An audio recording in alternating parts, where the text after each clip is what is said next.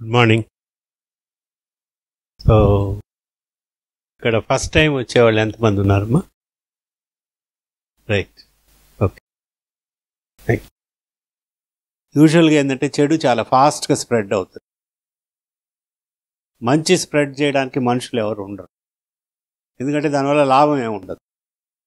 ఆ స్ప్రెడ్ చేసేవాడికి బెనిఫిషియరీ అయి ఉండడు. చెడు స్ప్రెడ్ చేయడానికి వాడికి ఒక మోటివ్ ఉంటుంది. సో ఏదో మీరు ఇక్కడ వచ్చిన వాళ్ళు కొద్దిమంది మాత్రం ప్రాక్టీస్ చేసి పిల్లలు మంచిగా పుట్టి ఆ పిల్లలందరూ బాగుంటే కూడా చుట్టుపక్కల అందరు రౌడీలు ఉంటే ఈ పిల్లలకు కూడా అది యూస్ఫుల్ కాదు. ఇది చాలా జాగ్రత్తగా అర్థం చేసుకోవాలి. మన పిల్లల్ని మనం ఎంత బాగా తీర్చిదిద్దినా సమాజంలో చుట్టూ నెగటివ్ ఎలిమెంట్స్, రౌడీ ఎలిమెంట్స్ ఉంటే our children are also not safe.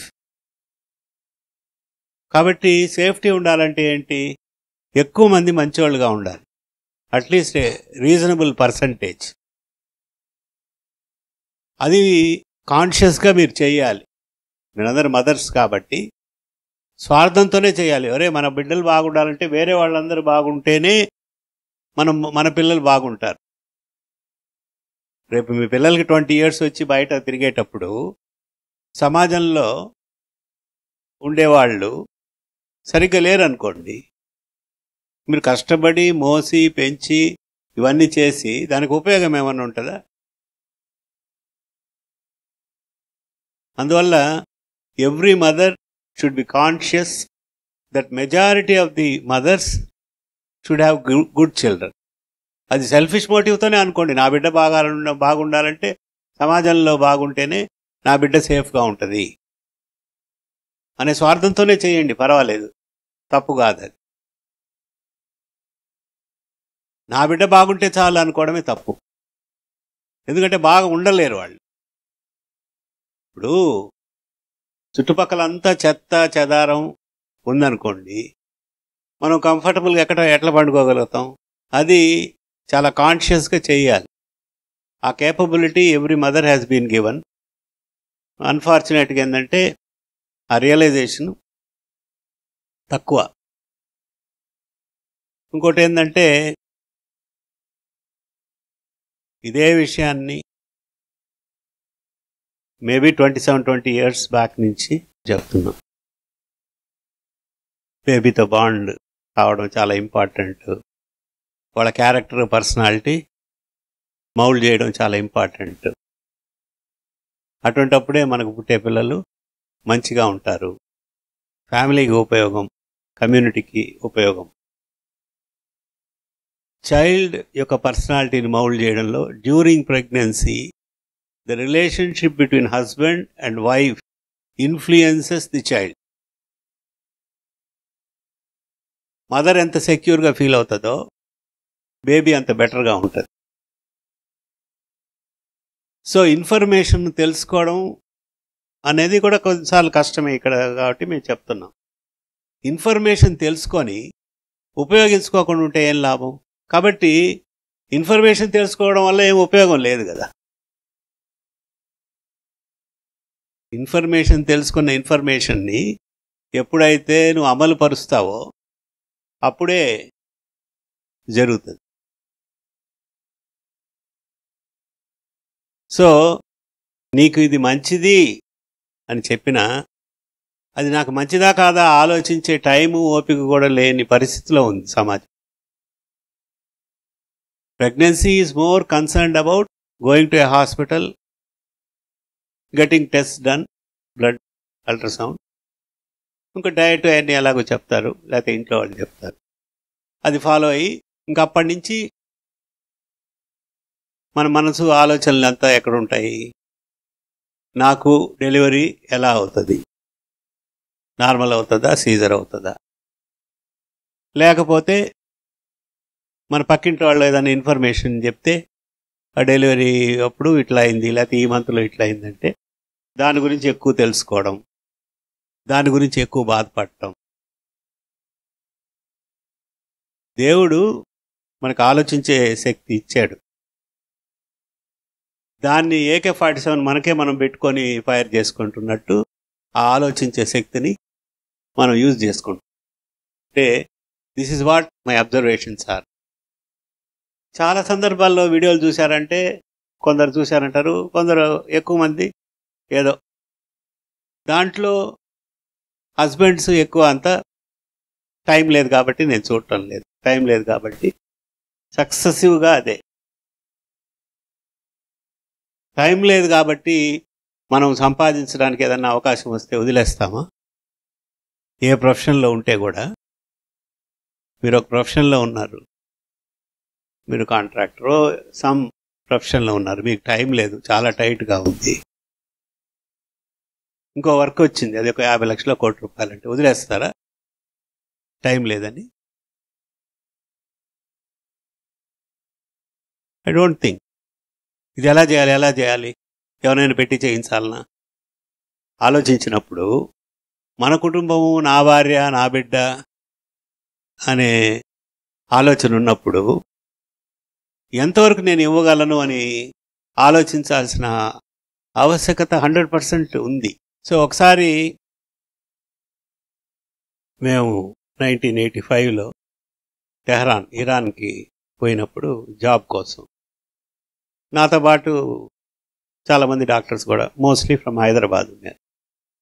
అంటే ఎట్లా ఫార్వర్డ్ థింకింగ్ ఉంటుంది మనిషికి కొన్ని విషయాల్లో, ఇటువంటి విషయాల్లో ఎందుకు లేదు అని.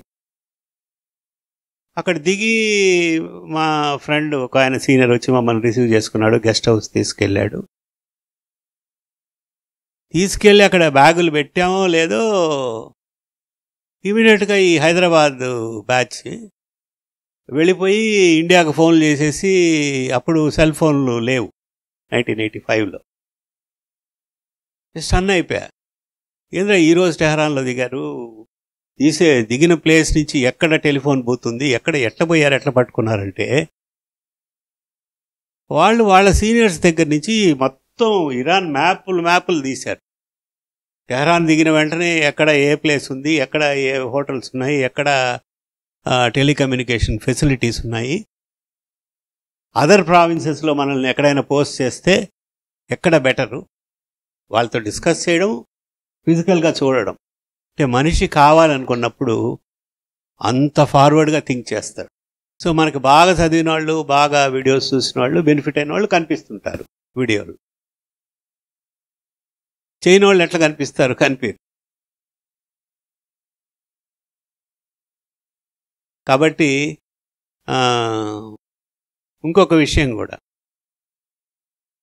ఇక్కడ ఉండే వాళ్ళందరూ కూడా, ఇక్కడ ఉండే అంటే ఈ మీటింగ్ అనే కాదు, రేపు మీ పిల్లలు ఒక 15 సంవత్సరాలు 10th క్లాస్ పాస్ అయినప్పుడు ఏ ఒక్క పేరెంట్ కూడా గమ్మున ఉండడు,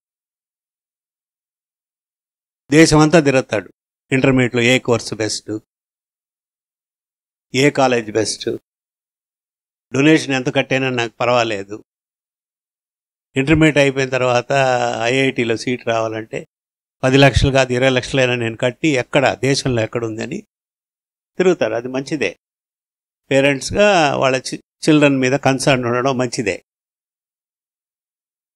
మరి ఎందుకు అందరు చేస్తున్నారు? అప్పుడు అందరు ఎందుకు చేస్తున్నారు? కాబట్టి అంటే వేరే వాళ్ళు చేస్తే నేను చేయాలి. ఇప్పుడు సొసైటీలో జరిగే most of the things we always try to compare or follow somebody's footsteps. మనం ఈ యొక్క మాయా ప్రపంచం అనుకోవాలా లేకపోతే ఏమనుకోవాలో తెలియదు, కానీ మనకై మన సొంత నిర్ణయం, మన ఇష్టం కోసం చేసే పనులు చాలా తగ్గిపోతున్నాయి. ఇప్పుడు మామూలుగా బర్త్డేస్ ఉన్నాయి, నేను చిన్నప్పటి నుంచి చూస్తున్నా, మా స్కూల్ నుంచి. ఇప్పుడు చేసే స్కేల్ ఈజ్ వెరీ లార్జ్. అంతకుముందు మ్యారేజెస్ అంటే నాకు తెలిసి మా సిస్టర్స్ బ్రదర్స్ మ్యారేజెస్ కానీ మా మదరు ఇంట్లో సామాన్లు సరుకులన్నీ వచ్చి క్లీన్ చేసి మ్యారేజ్ రోజు వంటవాడినితో వంట రూమ్లో ఉండి చేయించేవాడు. సరే ఇప్పుడు అవన్నీ కుదరవు కాబట్టి చేంజెస్ వచ్చేసాయి. సో ఇందాక చెప్పాను కదా, అట్లా పోయి 10th క్లాసు ఇంటర్మీడియట్ అయినప్పుడు నువ్వు దేశం అంతా తిరిగి నా దగ్గర డబ్బు ఉంది కాబట్టి వీడిని సైంటిస్ట్ చేస్తాను, ఐన్స్టీన్ చేస్తాను అనుకుంటావు కదా. కానీ ఒక మంచి ప్రోడక్ట్ బయటికి రావాలి అంటే బిడ్డ 3 స్టేజెస్లో జరుగుతుంది. ఫస్ట్ స్టేజ్ వచ్చేసి మీ ప్రెగ్నెన్సీ రాకముందే మదర్ ఫాదర్ హెల్త్ ఎలా ఉంది, ఫిజికల్గా మెంటల్గా మీరు ప్రిపేర్ అయ్యారా లేదా. ఫిజికల్గా హెల్తీగా లేకపోయినా మెంటల్గా హెల్తీగా లేకపోయినా నీ హెల్త్ ఏముందో అదే పాస్ ఆన్ చేస్తుంది. ప్రెగ్నెన్సీ అనేది స్పెర్మ్ అండ్ ఎగ్ కలిస్తే వస్తుంది embryo. Poor quality sperm poor quality egg అంటే పూర్ క్వాలిటీ ఎంబ్రియో వస్తుంది. తర్వాత డ్యూరింగ్ ప్రెగ్నెన్సీ ఇప్పుడు చెప్పే విషయాలన్నీ కూడా మీ క్వాలిటీ ఆఫ్ ది చైల్డ్ని ఇన్ఫ్లుయెన్స్ చేస్తుంది, హెల్త్ ఆఫ్ ది చైల్డ్ని ఇన్ఫ్లుయెన్స్ చేస్తుంది. ఇది ఒక 30-40% అయిపోతుంది. చైల్డ్ డెలివరీ అయ్యేటప్పుడే child's health, character, behaviour, personality అన్నీ బ్లూ ప్రింట్ ఏర్పడిపోయి ఉంటుంది.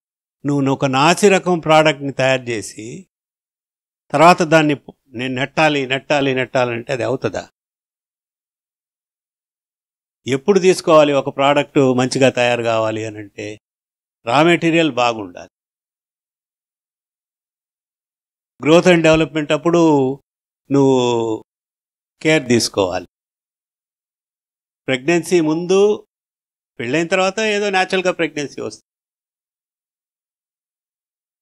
అనే భావన తప్పితే హస్బెండ్ కానీ వైఫ్కి కానీ వాళ్ళ అదర్వైజ్ హెల్త్ ఫ్యాక్టర్స్ ఎట్లా ఉన్నాయి, బిఎంఐ ఎట్లా ఉంది, తర్వాత smoking habits, alcohol especially for men, వెస్ట్లో అంటే ఉమెన్కి కూడా అనుకోండి. కాబట్టి నేను ఎలాగైనా ఉంటాను. గర్భం వచ్చింది, గర్భం వచ్చిన తర్వాత గర్భం కంటిన్యూ అయింది, బిడ్డలు పుట్టారు. బిడ్డలు పుట్టిన తర్వాత అప్పుడు సరిగ్గా లేరే అనుకుంటే ఏం లాభం, చేయాల్సిన టైంలో వదిలేసి. సో కాబట్టి ప్రెగ్నెన్సీ అనేది sometimes you will be influencing another 3-4 generations. Mother's nutrition దగ్గరకు వస్తే దీని గురించి కూడా లాట్ ఆఫ్ స్టడీస్ జరిగి ఉన్నాయి. ఫ్యామిన్స్ అంటే కరువు కాటకాలు వచ్చినప్పుడు, వరల్డ్ వార్స్ అప్పుడు దే హావ్ స్టడీడ్ మదర్స్. వాళ్ళందరికీ low birth weight infants, premature deliveries. సరే సబ్సిక్వెంట్గా వెయిట్ గెయిన్ చేశారు, వాళ్ళు నార్మల్గా వెళ్ళిపోయారు. ఇంకో 2 జనరేషన్స్ని వాళ్ళు స్టడీ చేస్తే వాళ్ళకు కూడా లో బర్త్ వెయిట్ చిల్డ్రన్ వచ్చారు. ఈరోజు మదరు ప్రాపర్గా న్యూట్రిషన్ తీసుకోకుండా ప్రాపర్గా లేకుండా ఉన్నది, it is affecting another 2 generations. ఏదో పెళ్ళైంది గర్భం వచ్చింది అనేది కాదు, it's a big responsibility. Motherhood అంటే చాలా పెద్ద రెస్పాన్సిబిలిటీ, బాధ్యత కదా అది. మనం సరిగ్గా లేకపోతే నెక్స్ట్ 2 జనరేషన్స్ని మనం ఎఫెక్ట్ చేస్తున్నాం. తర్వాత ఏం బుక్స్ చదువుతున్నాం, ఏం వింటున్నాం, ఇవన్నీ చెప్పాము. చేసినవాడు చేస్తాడు, లేనివాడు లేడు. సో అందువల్ల మీరే ప్రశ్నించుకోవాలి, మీరే మీకు తెలిసిన వాళ్ళకి చెప్పాలి. ఇంకో విషయం కూడా ఏంటంటే ఇన్నర్గా మనలో ఎంత ఉంటుందో craving to be a good mother, ఇటువంటి ఇన్ఫర్మేషన్ అంతా ఇస్తే తీసుకుంటావు. లేకపోతే మొక్కుబడిగా వచ్చి మొక్కుబడిగా చేసిపోతావు. ఇది ఎట్లా చెప్పగలుగుతున్నానంటే చాలా సందర్భాల్లో మొన్న కూడా ఒక హైదరాబాద్ నుంచి ఓ పేషెంట్ పుట్టిన వెంటనే పక్క రోజు ఆ బేబీ ఫోటో పంపించింది. ఆమె ఎవరో మాకు తెలియదు, ఫస్ట్ టైం చూస్తున్నాం. నేను మీ వీడియోస్ చూశాను, నేను మీ బుక్ బాగా చదివాను, బేబీతో బాగా బాండింగ్ పెంచుకున్నాను, బేబీ పుట్టిన తర్వాత కూడా బేబీ బిహేవియర్ ఇట్లా ఉంది అని పెట్టింది. We are happy about it. అంటే అర్థం ఏంటి? నాకు మంచి బిడ్డ కావాలనే తపన ఉంది కాబట్టి షీ వాజ్ సర్చింగ్. ఎక్కడ దొరుకుతుంది ఇన్ఫర్మేషన్, ఎక్కడ దొరుకుతుంది అనేది అర్థం కాని విషయం ఏంటంటే, ఇక్కడికి వచ్చి గంటలు యాంటీనేటల్ మీటింగ్స్ పెట్టి, యాంటీనేటల్ కౌన్సిలర్స్ని పెట్టి, మెడిటేషన్ మేడమ్స్ని పెట్టి, ఇది మంచిదిరా బాబు అంటే అందరు తీసుకోలేకున్నారు. అంటే దాన్ని బట్టి నాకు అర్థమైంది ఏంటంటే, వాళ్ళకి ఇన్నర్గా ఎంత ఫైర్ ఉంటుందో to produce a great child. వాడు సెర్చ్ చేస్తూ ఉంటాడు, దొరికిందిరా నాకు కావాల్సిన ఇన్ఫర్మేషన్, దీన్ని ఫుల్గా నేను యూజ్ చేసుకోవాలి అని. కాబట్టి మీ అందరిలో కూడా మీరు ఆలోచించండి. when you are capable of influencing your child's behavior. And babies చిన్న విషయం కాదు. ఇవన్నీ ఏంటంటే పేషెంట్స్ ఇందాక మాట్లాడింది చెప్పింది డైరెక్ట్గా మీ బేబీతో మీరు ఉన్నప్పుడు డైరెక్ట్ ఎక్స్పీరియన్స్ అవుతుంది. ఈరోజు అదే నాకు ఒక గ్రాండ్ డాటరు 1.5 months ఇప్పుడు. రోజు 10-10:30కి నూనె పూయించి స్నానం చేయిస్తారు. స్నానం చేయించిన తర్వాత పడుకోబెడతారు. అప్పుడు మా డాటర్ పోయి ఏదో అప్పుడే లేటుగా టిఫిన్ చేస్తుంది. టిఫిన్ చేస్తుంటే ఈ లోపల ఇది ఆకలి కాబట్టి బిడ్డకి ఏడవడం మొదలుపెట్టింది. ఏడవడం మొదలు పెడితే అక్కడుండే ఆమె ఎవరైతే స్నానం చేయించారో, మా అమ్మ ఇప్పటిదాకా తినలేదురా, తినడానికి పోయింది, ఒక 10 నిమిషాలు నువ్వు గమ్మునుండాలి అంటే ఏడవడం ఆపేసింది for ½ an hour. So they understand. లాంగ్వేజ్గా అండర్స్టాండ్ కాకపోవచ్చు, మనం ఎమోషన్ అండ్ ఫీలింగ్స్ ఏదో నా మదర్ని గురించి చెప్తున్నారు అనేది ఈజీగా పికప్ చేస్తారు. అట్లనే అంటే నేను డైరెక్ట్గా చూస్తున్నా. ఇప్పుడు దాకంతా మాట్లాడింది పేషెంట్స్ మాట్లాడింది బుక్లో చదివింది.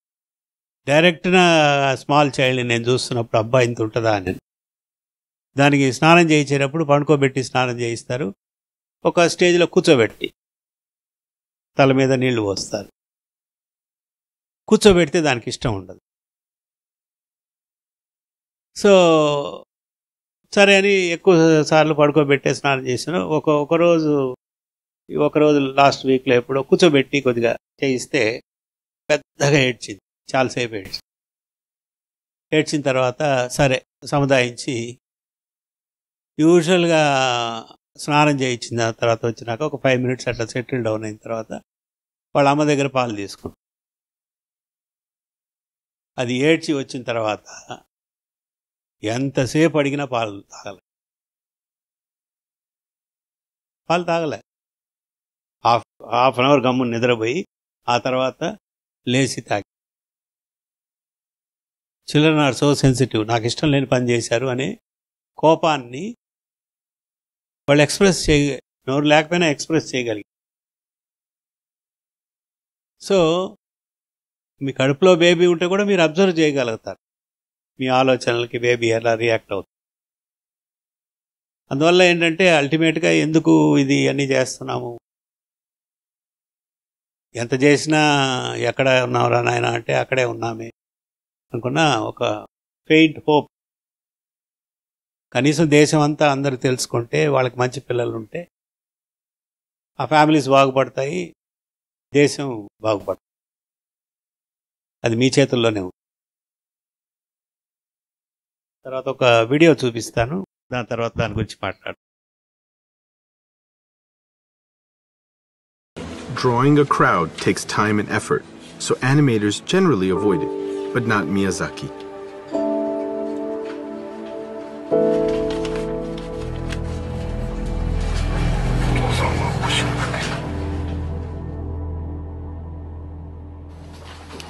Everyone gathers once a week to view the rushes.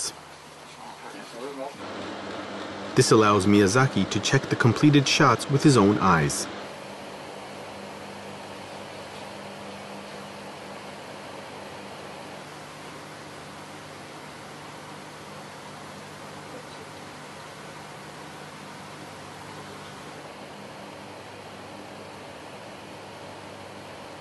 This shot is only 4 seconds long. It took the team a year and 3 months to complete it.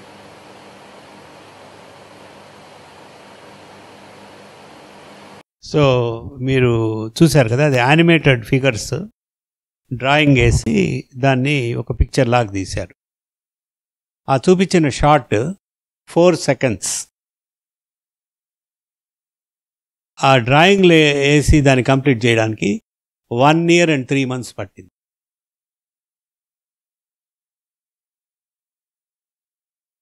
Four seconds of film చేయడానికి it took 1 year and 3 months. కివజాకి అనే Japanese. అంత ప్యాషనేట్గా చేసినప్పుడు ఒక వ్యక్తి మదర్స్గా మీరు ఎంత ప్యాషనేట్గా చేయాలి?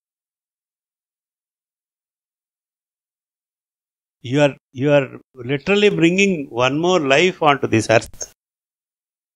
ఎవరైనా ఉండొచ్చు, వివేకానంద ఉండొచ్చు, సుభాష్ చంద్రబోస్ ఉండొచ్చు, మీ grand father with great qualities. మరి 4 seconds కోసము 1 year and 3 months ఎందుకు ఎఫర్ట్ పెట్టాలి?